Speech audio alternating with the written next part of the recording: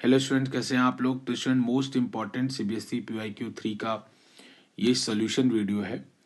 Student, ये video मैंने सुबह मॉर्निंग में अपलोड किया था और इसका सोल्यूशन आप लोगों से मांगा था। काफ़ी बच्चों ने इसका सोल्यूशन दिया और हम लोग लास्ट में उनके नाम भी देखेंगे कि किसने पहले दिया किसने बाद में दिया। और स्टूडेंट, सीबीएसई एग्जाम से पहले हमारा यह प्रयास है कि हर दिन हम आपको एक क्वेश्चन भेजें जो कि बहुत ज़्यादा इंपॉर्टेंट है सीबीएसई के लिए, और आप उसका सोल्यूशन भेजें, फिर हम उस सोल्यूशन को डिस्कस करें इवनिंग तक।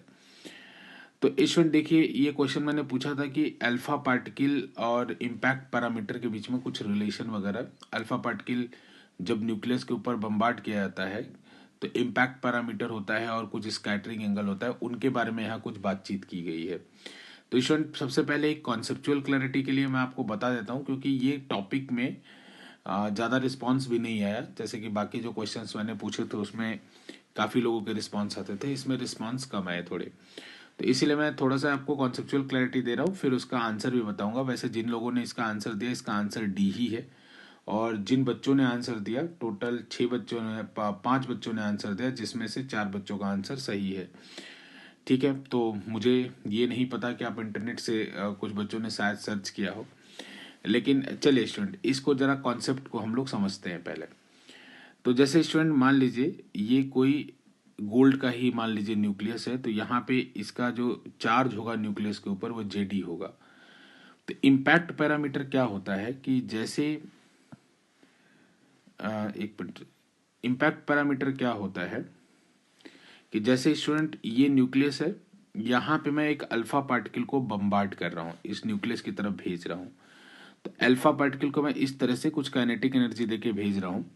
तो इनिशियल जो लाइन है अल्फा पार्टिकल का, उसका न्यूक्लियस से परपेंडिकुलर डिस्टेंस क्या है, उसे हम इम्पैक्ट पैरामीटर कहते हैं। जो इनिशियल लाइन है, इनिशियल लाइन के बारे में क्यों बोला गया है स्टूडेंट, क्योंकि हो सकता है कि आगे जाने पर रिपल्सन लगे और रिपल्सन लगने की वजह से पाथ इस तरह से डेविएट हो जाए, जो कि होगा भी, क्योंकि अल्फा पार्टिकल भी पॉजिटिव और ये भी पॉजिटिव। तो अभी हम क्या बात कर रहे हैं कि जब आप किसी अल्फा पार्टिकल को थ्रो कर रहे हैं, तो थ्रो करते समय जैसे काइनेटिक एनर्जी देके उसको बम्बार्ड किया गोल्ड के न्यूक्लियस पे, तो इनिशियल जो उसका लाइन ऑफ मूवमेंट है या इनिशियल जो उसके वेलोसिटी का डायरेक्शन है, उसका परपेंडिकुलर डिस्टेंस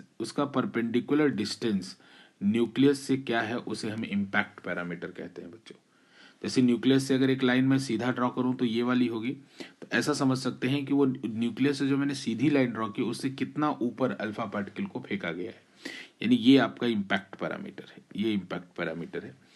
तो स्टूडेंट, एक बात आपको फील हो रही होगी कि अच्छा, डेफिनेशन में आप क्या बताएंगे। डेफिनेशन में आप ये बताएंगे स्टूडेंट कि जो अल्फा पार्टिकल की इनिशियल लाइन है उसका किसी न्यूक्लियस से जो परपेंडिकुलर डिस्टेंस है, किसी न्यूक्लियस से जिस न्यूक्लियस पे बम्बार्ड किया जा रहा है उस न्यूक्लियस से जो परपेंडिकुलर डिस्टेंस है, that is your impact parameter. तो स्टूडेंट, एक बात बहुत क्लैरिटी के साथ आप सोच पा रहे होंगे, इक्वेशन की बात मैं बाद में कर रहा हूँ, अभी बस सीधी सीधी बातें कर रहा हूँ मैं आपसे बिना इक्वेशन के स्टूडेंट, कि अगर ये बी की वैल्यू कम होगी तो स्कैटरिंग एंगल ज़्यादा होगा। जैसे ये जो स्कैटरिंग एंगल का मतलब क्या है कि अल्फा पार्टिकल अपने पाथ से, ओरिजिनल पाथ से कितना डेविएट हुआ, उसको हम स्कैटरिंग एंगल कह रहे हैं। तो एक बात समझिए, अगर मैं इसी अल्फा पार्टिकल को न्यूक्लियस के पास भेजूंगा स्टूडेंट, तो डेविएशन थोड़ा ज़्यादा हो सकता है। और जब इसको अल्फा पार्टिकल को, और तो इसका मतलब ये हुआ कि बी की वैल्यू जितनी कम होगी, बस फील करा रहा हूँ बच्चों, बी की वैल्यू जितनी कम होगी उतना ज़्यादा ये जो थीटा है वो आपका बढ़ेगा। अगर स्टूडेंट बी की वैल्यू मैं जीरो कर दूं, तो जीरो करने का मतलब है जब बी की वैल्यू जीरो होगी तो स्टूडेंट बिल्कुल उसी न्यूक्लियस की जो लाइन है या उसकी जो इनिशियल, यानी बी की वैल्यू जीरो होने का मतलब कि अल्फा पार्टिकल जाके न्यूक्लियस से टकरा जाएगा।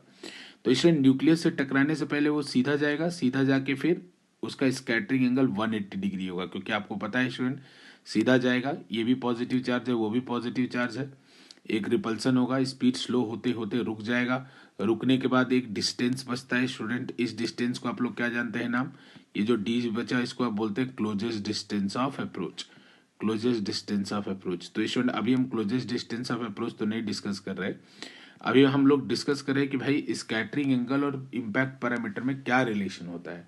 तो स्टूडेंट, बड़ा ऑब्वियस सी बात है कि अगर इम्पैक्ट पैरामीटर जीरो होगा तो स्कैटरिंग एंगल 180 डिग्री होगा। लेकिन अगर इम्पैक्ट पैरामीटर बहुत ज़्यादा हुआ, लार्ज हुआ, तो लार्ज हुआ मतलब क्या हुआ कि वो जो अल्फा पार्टिकल था वो न्यूक्लियस के बहुत दूर से निकल गया, जैसे अल्फा पार्टिकल यहाँ पे है। अब अगर इम्पैक्ट पैरामीटर लार्ज है तो न्यूक्लियस के बहुत ऊपर से चला गया। जब बहुत ऊपर से चला गया स्टूडेंट, यानी इसका impact parameter, impact alpha particle यहाँ से होगा, इसका इम्पैक्ट पैरामीटर अगर बहुत बड़ा होगा तो कोई भी डेविएशन नहीं होगा। तो यानी स्टूडेंट अगर इम्पैक्ट पैरामीटर बहुत लार्ज है तो थीटा की वैल्यू 0 डिग्री होगी। अगर इम्पैक्ट पैरामीटर एकदम जीरो हो गया मतलब इसी लाइन के अलॉन्ग अल्फा पार्टिकल आने लगा, उस समय बेटा आपके थीटा की वैल्यू 180 डिग्री होगी।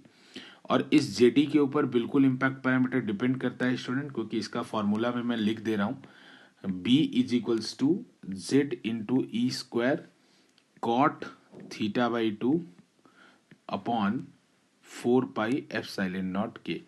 स्टूडेंट ऐसा बहुत कम चांस है, एनसीईआरटी में भी ये फॉर्मूला गिवन नहीं है कि आपसे ये फॉर्मूला पूछा जाए, लेकिन ऊपर जो एनसीईआरटी ने इसका फील दे रखा है, एनसीईआरटी ने इसको पूरे एक पैराग्राफ में डिस्कस कर रखा है कि बच्चों बीटा क्या होता है, इम्पैक्ट पैरामीटर क्या होता है, इसको पूरा डिस्कस कर रखा है। ये फॉर्मूला एनसीईआरटी ने नहीं दे रखा है, लेकिन ये डिस्कशन कर रखा है। जो डिस्कशन मैंने अभी आपको समझाया वो डिस्कशन आपको आना चाहिए, वो फील होना चाहिए कि बीटा कम होने का मतलब है, बी कम होने का मतलब है, इम्पैक्ट पैरामीटर कम होने का मतलब है कि न्यूक्लियस के पास से गुजरेगा अल्फा पार्टिकल, और इम्पैक्ट पैरामीटर 0 होने का मतलब है कि एकदम न्यूक्लियस में जाके हिट करने वाला है।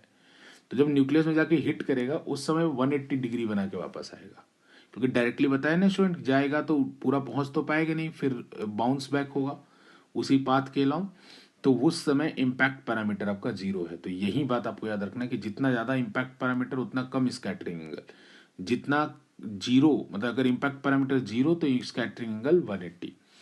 इसमें स्टूडेंट एक और बात जो मैं बस बताना चाहता हूँ, क्योंकि इसमें एनसीईआरटी में ग्राफ है जिसको काफी लोग नेग्लेक्ट करते हैं। वो ग्राफ है स्टूडेंट की नंबर ऑफ पार्टिकल स्कैटर्ड और स्कैटरिंग एंगल के बीच। नंबर ऑफ पार्टिकल मतलब वाई एक्सिस पे होता है नंबर ऑफ पार्टिकल स्कैटर्ड, और स्टूडेंट 2023 के पेपर में ये क्वेश्चन आ गया था, क्योंकि एनसीईआरटी के अंदर आजकल लोग को होता है ना, रिसर्च करके अंदर से क्वेश्चन आजकल पूछते हैं, क्योंकि उनको रहता है कि जो कोचिंग का वो चल रहा है, लोग कोचिंग में जो एक सेट पैटर्न बना लेते हैं और उसके अकॉर्डिंग बच्चों की प्रिपरेशन कराते हैं, तो उसको ब्रेक करने के लिए एनसीईआरटी के ऊपर बहुत ज़्यादा ध्यान दिया जा रहा है। तो एनसीईआरटी के ऊपर भी अब आपको थोड़ा ध्यान देना है। तो एनसीईआरटी के अंदर ही है ये कि नंबर ऑफ अल्फा पार्टिकल और यहाँ स्कैटरिंग एंगल कि बेटा किस एंगल से स्कैटर हुए, इनके बीच में ग्राफ 2023 के बीच में पूछा गया था, और एनसीईआरटी में क्लियरली ये ग्राफ है। तो जैसे स्टूडेंट यहाँ 10 के पावर में पार्टिकल चल रहे हैं, 10 की पावर 1, 10 की पावर 2, 10 की पावर 3, 10 की पावर 4, ऐसे करके इधर नंबर है कि 10 की power 5 so on so fourth. इधर एंगल है, एंगल मतलब 0 डिग्री है, 10 डिग्री है, 20 डिग्री है ना, ऐसे करते करते बेटा 30 डिग्री, फिर लास्ट में जाके 180 डिग्री। तो आपको पता है कि जब आपने रदरफोर्ड का ऑब्जर्वेशन पढ़ा था, इस एक्सपेरिमेंट का अल्फा पार्टिकल का ऑब्जर्वेशन पढ़ा था, तो उसमें बोला गया था majority of the alpha particle went undeviated. जब अनडेविएटेड जाएंगे बेटा तो यानी ज्यादा नंबर जो है वो उनका थीटा 0 होगा, तो ग्राफ यहां से स्टार्ट होगा। क्यों स्टार्ट होगा यहां से कि 0 जो एंगल है वो ज्यादा पार्टिकल का है, तो मैंने इसलिए स्टूडेंट ग्राफ यहां से स्टार्ट किया। और 180 बहुत कम पार्टिकल का है, तो बेटा ये ग्राफ इस तरीके से जाएगा, कुछ कुछ एक्सी और ओमेगा के ग्राफ जैसा। एक्सी और ओमेगा के ग्राफ जानते हैं ना, कुछ कुछ डिब्रॉगली में लैम्डा और पी के ग्राफ जैसा, एग्जैक्टली सेम मैं बोलना चाहूंगा। तो ये ग्राफ होता है बेटा। तो ये क्या बता रहा है कि 180 कुछ पार्टिकल का स्कैटरिंग होगा और 0 डिग्री मेजॉरिटी का होगा। तो ये ग्राफ है जो एनसीईआरटी के अंदर है। चलिए स्टूडेंट, तो अभी मैं नाम बता देता हूँ जिन बच्चों ने इसको सबसे पहले और सही आंसर दिया, तो सबका ही नाम मैं ले रहा हूं, हालांकि एक आध बच्चों ने गलत आंसर दिया था, बट दैट इज ओके। तो सबसे पहले इसका आंसर दिया जूली